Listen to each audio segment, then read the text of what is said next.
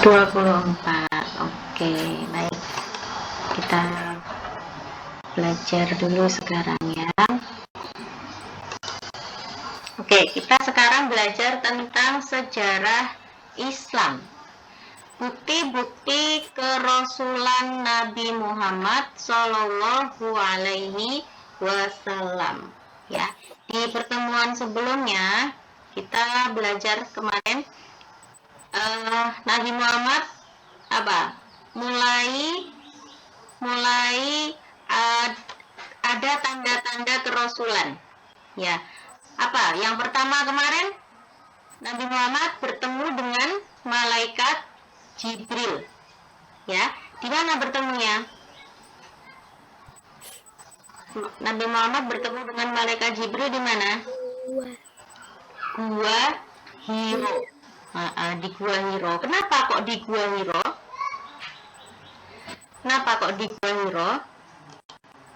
Karena Nabi Muhammad itu sebelum bertemu dengan malaikat Jibril itu beliau sering menyendiri.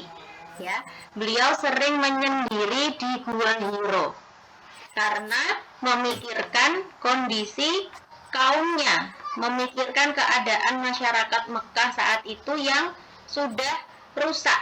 Masyarakatnya sudah rusak, ya. Orang-orang banyak yang menyembah berhala, orang-orang banyak yang berjudi, minum alkohol, minum minuman keras, ya. Kondisi masyarakatnya pada waktu itu sudah rusak. Oleh karena itu Nabi Muhammad sering menyendiri di Gua Hiro. Untuk apa? Untuk memikirkan kondisi masyarakat Mekah, untuk mencari jalan keluar. Bagaimana bisa mengembalikan masyarakat Mekah untuk beriman lagi kepada Allah. Itu ya. Nah, terus kemudian saat di bulan Ramadan, Nabi Muhammad itu 1 bulan penuh menyendiri di Gua Hiro. Jadi nggak pernah pulang selama bulan Ramadan itu, ya. Pulang hanya sebentar mengambil bekal, terus kemudian kembali lagi ke Gua Hiro. Hingga pada suatu malam di bulan Ramadan, yaitu tanggal berapa? Tanggal 17 Ramadan.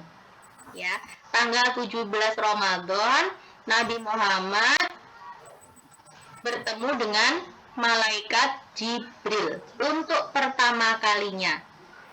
Malaikat Jibril membawa wahyu Al-Quran, yaitu surat Al-Alaq ayat 1 sampai 5. Masih ingat kemarin ceritanya? Ya, malaikat Jibril berkata, "Iqra." Iqra. Ya, bacalah katanya. Terus Nabi Muhammad bilang gimana? Nabi Muhammad bilang,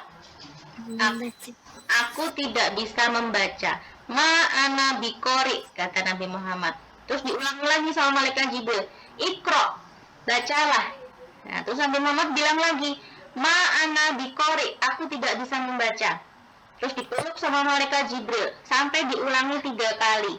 Ya, disuruh membaca Iqra. Terus tetap Nabi Muhammad menjawab, Ma'ana biqori, aku tidak bisa membaca. Sampai 3 kali diulangi.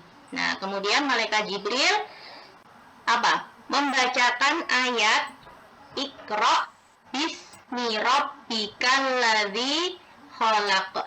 Nabi Muhammad kemudian mengikuti. Nah, itu ya.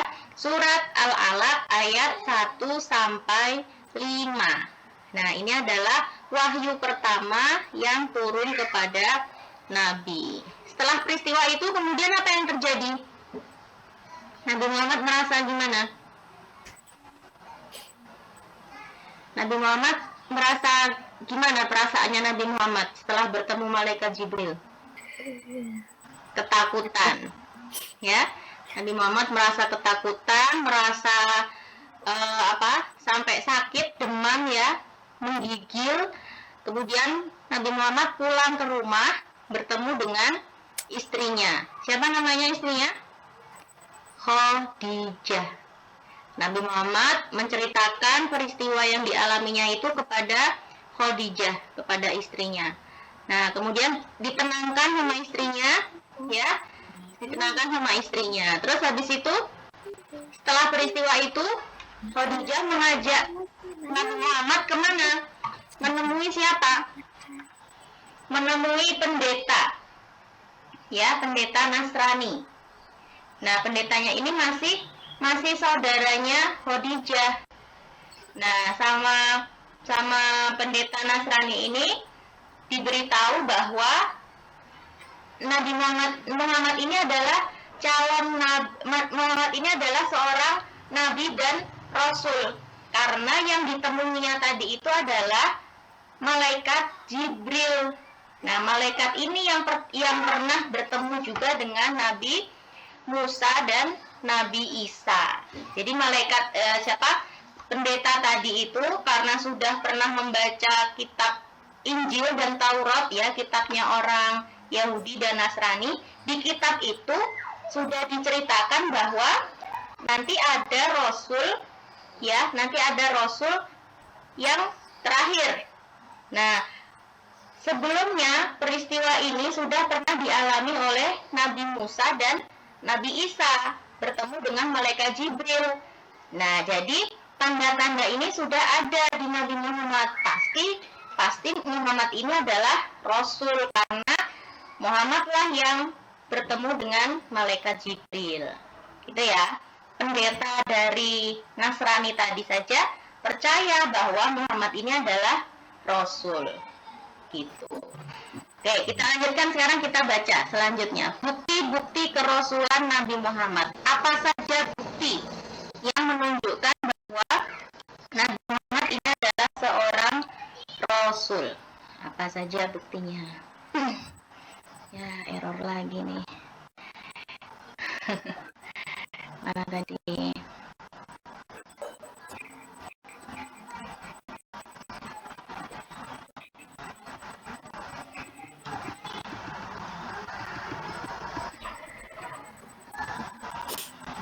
Mana tadi ya?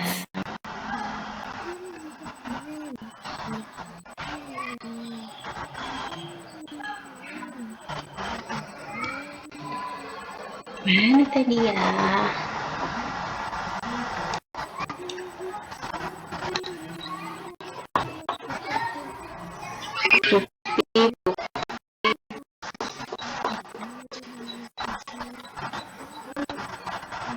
Mana tadi ya?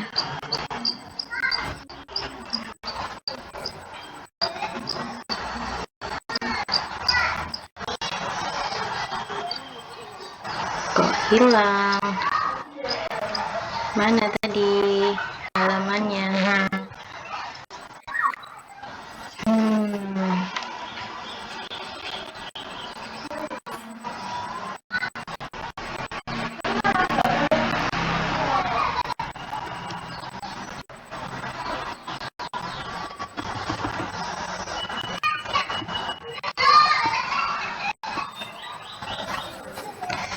Sebentar ya.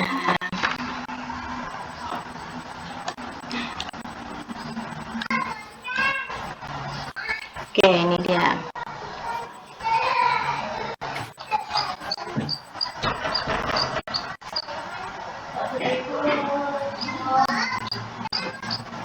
Ini sudah kemarin.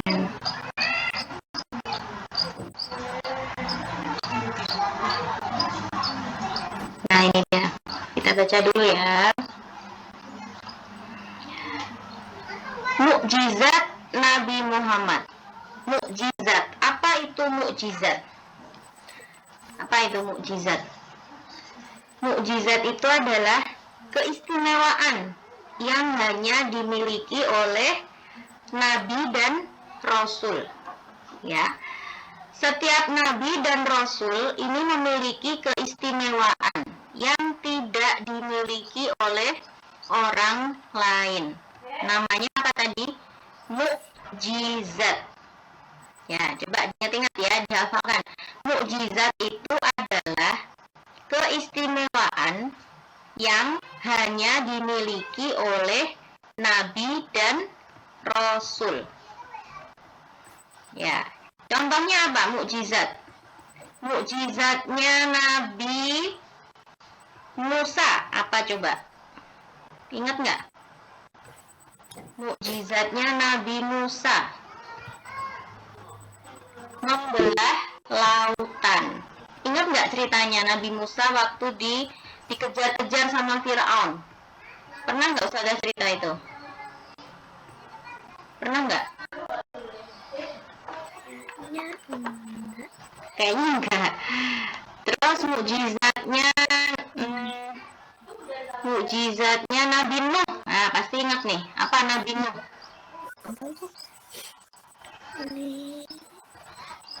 Membuat kapal besar. Padahal di tempat tinggalnya Nabi Nuh itu nggak ada laut, nggak ada sungai, nggak ada air yang besar ya, nggak ada sungai besar, nggak ada laut. Tapi Nabi Nuh bisa membuat kapal yang besar. Terus mukjizatnya Nabi siapa lagi, ingat nggak? Mukjizatnya Nabi Ibrahim, Nabi Isa, Nabi Ismail. Ingat nggak peristiwa Nabi Ismail? Dia apa? Disembelih. Terus apa kemudian? Sama Allah diganti dengan domba. Nah, itu ya, hal-hal yang istimewa itu tidak ada pada orang lain, ya, hanya ada pada Nabi dan Rasul, ya. Keistimewaan yang hanya ada pada diri Nabi dan Rasul itu namanya mukjizat. Ya, kita lanjutkan dulu ya.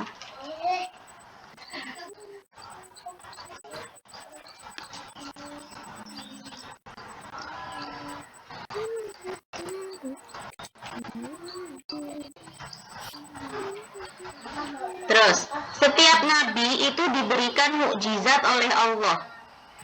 Hal itu karena setiap nabi dan rasul ini dalam menjalankan tugas menyebarkan ajaran Allah itu pasti mendapat tantangan dari orang-orang yang memusuhinya.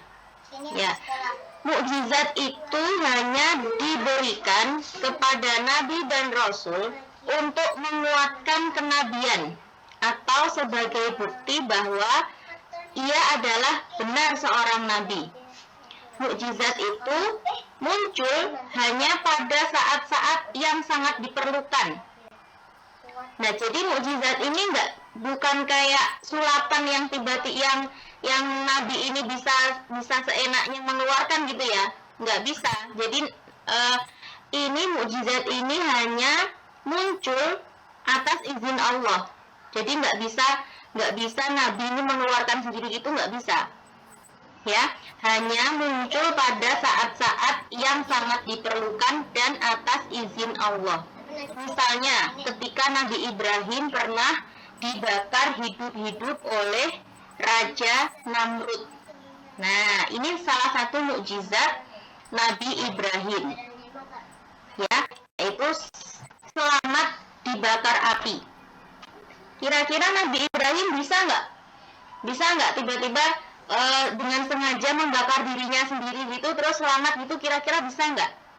Nggak bisa ya, karena mukjizat itu hanya muncul atas izin Allah. Jadi nggak bisa mengeluarkan sendiri, nabi itu mengeluarkan sendiri kayak punya kekuatan gitu, bukan seperti itu ya, bukan seperti itu. Nah, Nabi Ibrahim ini selamat karena siapa? Karena diselamatkan oleh Allah.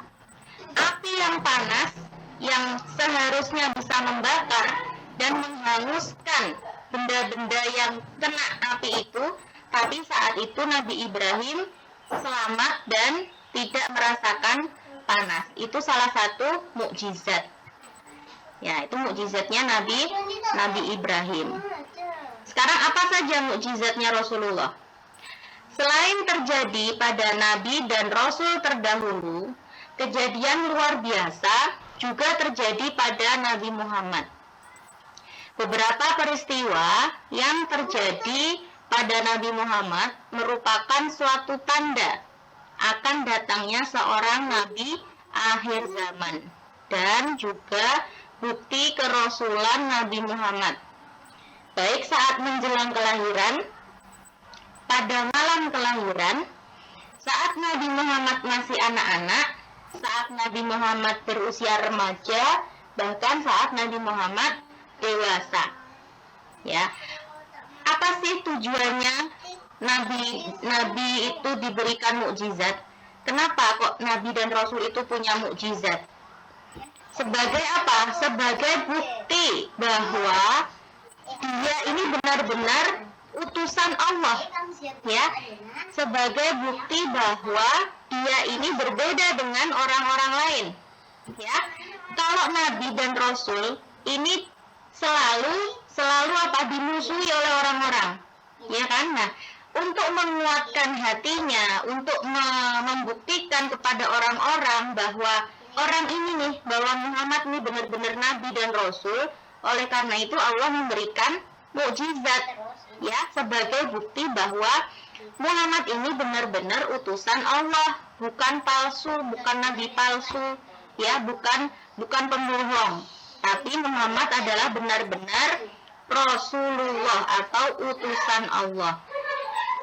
Nah, selain itu, mukjizat juga berguna untuk mengatasi tantangan dan cobaan dari kaum yang menentang dan mengancam penyebaran ajaran Allah.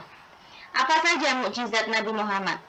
Yang pertama, Nabi Muhammad itu bisa memperbanyak makanan yang sedikit, ya, memperbanyak makanan yang sedikit hingga jumlahnya menjadi banyak, kemudian bisa dimakan oleh orang-orang yang jumlahnya banyak. Jadi makanan yang sedikit, kurma yang harusnya ini habis dimakan satu orang, tapi karena mukjizatnya Nabi Muhammad, kurma ini nggak habis-habis dimakan sama orang-orang, ini nggak habis-habis. Itu salah satu mukjizat Nabi Muhammad. Kemudian yang kedua, bisa membelah bulan menjadi dua. Nah, jadi pada waktu itu bulan ini pernah terbelah menjadi dua. Ini kalau diteliti sama astronot, ya, diteliti sama ilmuwan, bulan ini memang pernah terbelah. Jadi mukjizat ini benar-benar nyata, bukan hanya cerita bohong, bukan hanya karangan atau fiksi, tapi memang pernah terjadi. Dulu bulan itu pernah terbelah menjadi dua. Ada bekasnya, bulan itu pernah terbelah. Nah, ini kalau bukan mukjizat, apa namanya? Mustahil, ya. Ya, ini salah satu mukjizat Nabi Muhammad, yaitu bisa membelah bulan menjadi dua. Nah, terus apalagi mukjizat Nabi Muhammad? Peristiwa Isra Mi'raj. Masih ingat apa itu Isra Mi'raj? Sudah pernah kemarin? Perjalanan Nabi Muhammad dari Mekah, dari Masjidil Haram ke Masjidil Aqsa di Palestina. Kemudian dari Masjidil Aqsa Nabi Muhammad naik kemana? Naik ke Sidratul Muntaha atau naik ke langit, ya, untuk apa? Bertemu dengan Allah. Nah, di setiap tingkatan-tingkatan langit itu Nabi Muhammad bertemu dengan nabi-nabi dan rasul yang terdahulu. Ketemu dengan Nabi Adam, ketemu dengan Nabi Ibrahim, semuanya bertemu dengan nabi-nabi terdahulu. Tuh ya, itu namanya Isra Mi'raj. Ini salah satu mukjizat Nabi Muhammad.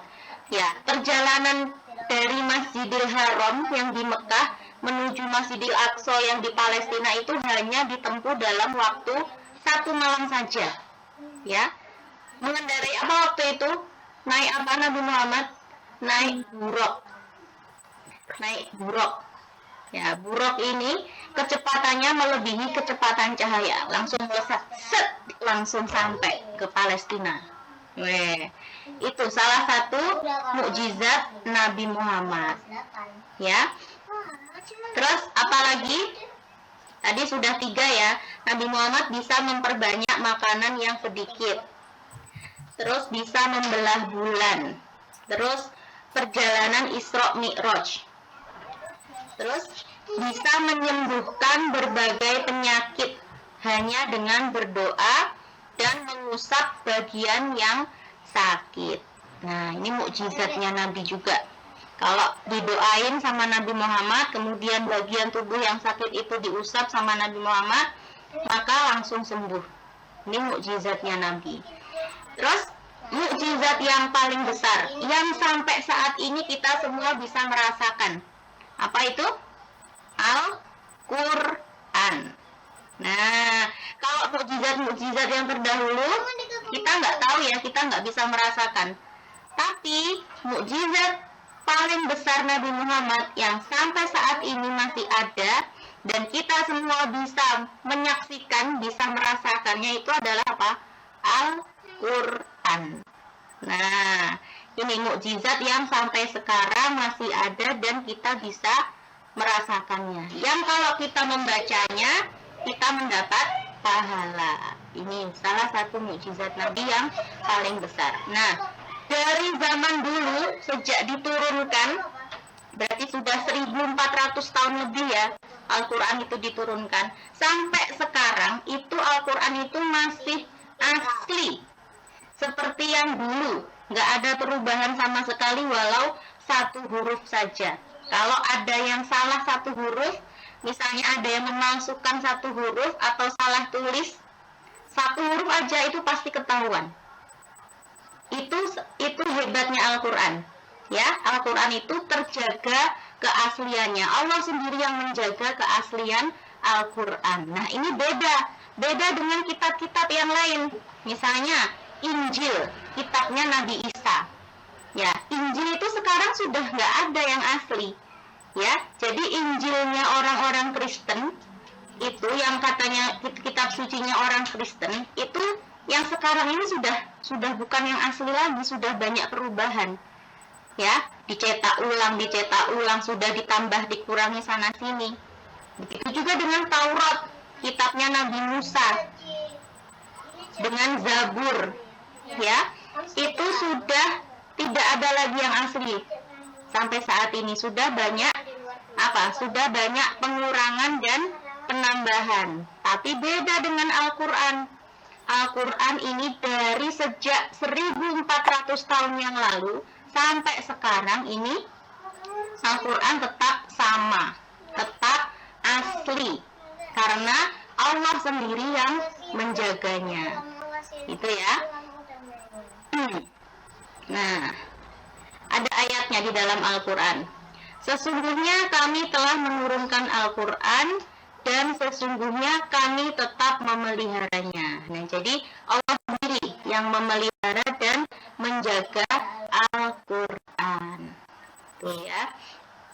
Terus kita lanjutkan dulu. Hancurnya pasukan gajah di tahun kelahiran Nabi Muhammad. Nah, masih ingat ya, pada waktu kelahiran Nabi Muhammad di tahun-tahun itu ada kejadian yang luar biasa. Apa itu? Yaitu ada serombongan pasukan gajah yang dipimpin oleh Raja Abraha. Raja Abraha itu adalah gubernur kerajaan Habsyi di Yaman. Ya, Raja Abraha ini mereka mau menghancurkan Ka'bah. Ya, mereka mau menghancurkan Ka'bah. Karena apa? Karena mereka iri. Ya, orang-orang Habsyi ini iri melihat Mekah semakin ramai. Ya, kalau Mekah ramai, otomatis perdagangan di Mekah itu lancar, ya kan? Nah, jadinya Habsyi ini semakin ditinggalkan. Kemudian Habsyi, Raja Abraha ini membangun bangunan yang melebihi Ka'bah. Rajanya ini membangun gedung-gedung yang yang tinggi, yang menjulang tinggi, melebihi Ka'bah. Tujuannya apa? Tujuannya untuk menarik orang-orang supaya datang ke Habsyi. Tapi tetap nggak bisa. Mereka nggak bisa menyaingi Ka'bah. Orang-orang tetap datang ke Mekah untuk berhaji. Nah, oleh karena itu Raja Abraha tadi merasa iri melihat kemajuan kota Mekah. Akhirnya mau menghancurkan Ka'bah. Ini Ka'bah harus dihancurkan ini, biar orang-orang nggak datang lagi ke Ka'bah, gitu. Nah, terus Abraha berusaha membelokkan umat manusia agar tidak lagi ke Mekah. Abraha mendirikan gereja besar di Sana'a yang bernama Al-Quds. Nah, rajanya tadi mendirikan gereja yang besar, yang megah, tapi tidak ada seorang pun yang mau datang ke gereja itu. Orang-orang tetap memilih datang ke Mekah. Nah, kemudian Abraha marah besar dan akhirnya mengerahkan tentara bergajah. Tentaranya ini naik gajah ya, untuk menyerang Ka'bah. Nah, terus di dekat Mekah, pasukan bergajah merampas harta benda penduduk, termasuk 100 ekor unta milik Abdul Muthalib. Terus Abdul Muthalib tidak menyangka kedatangan utusan Abraha supaya menghadap ke Abraha, yang pada akhirnya Abdul Muthalib meminta untanya untuk dikembalikan dan bersedia mengungsi bersama penduduk. Dan Abdul Muthalib berdoa kepada Allah supaya Ka'bah diselamatkan. Jadi belum sampai masuk ke Mekah, itu pasukan bergajah tadi itu merampas unta miliknya Abdul Muthalib. Ya. Sebanyak 100 ekor. Wah, banyak sekali 100 ekor unta itu ya. Dirampas untanya itu. Nah, kemudian Abdul Muthalib tadi meminta untanya untuk dikembalikan dan bersedia mengungsi. Nah, keadaan kota Mekah sepi. Pada waktu itu, keadaan kota Mekah lagi sepi, sehingga tentara Abraha dengan leluasa masuk ke Mekah dan siap untuk menghancurkan Ka'bah. Allah mengutus burung ababil untuk membawa kerikil yang berasal dari neraka. Kerikil sijil namanya. Nah, burungnya tadi membawa kerikil, kemudian dijatuhkan tepat mengenai kepala masing-masing tentara bergajah tadi. Ya, sampai kerikilnya tadi tembus ke badan, sampai akhirnya tentara-tentara tadi mati semuanya. Peristiwa ini diabadikan di dalam Al-Quran surat Al-Fil. Pasukan bergajah hancur mendapat azab dari Allah. Ya. Kegagalan pasukan bergajah menghancurkan Ka'bah merupakan kabar gembira bagi kafir Quraisy. Kekalahan pasukan Abraha dalam menyerang Ka'bah sangat berarti bagi penduduk Mekah.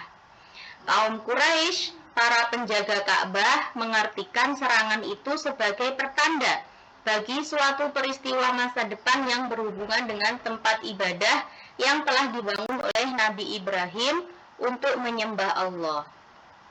Kehancuran dan kekalahan tentara bergajah yang dipimpin oleh Raja Abraha merupakan hadiah dari Allah sebagai penghormatan atas kelahiran Nabi Muhammad. Karena peristiwa ini terjadi beberapa saat sebelum lahirnya Nabi Muhammad. Nah, jadi peristiwa kalahnya tentara Abraha tadi itu adalah hadiah dari Allah atas kelahiran Nabi Muhammad. Nabi Muhammad lahir pada tanggal 12 Rabiul Awal tahun Gajah atau bertepatan dengan tanggal 20 April 571 Masehi. Nah, itu tadi ya cerita tentang mukjizat Nabi Muhammad. Oke, cukup dulu ya. Sudah buka puasa ya di sana ya? Iya. Oke, kalau gitu kita sudahi dulu pertemuan kita hari ini. Selamat berbuka puasa. Kita tutup dengan membaca doa penutup bersama-sama. Allahumma arhamna bil Qur'an waj'alhu lana imaman wa nuran wa hudan wa rahmah.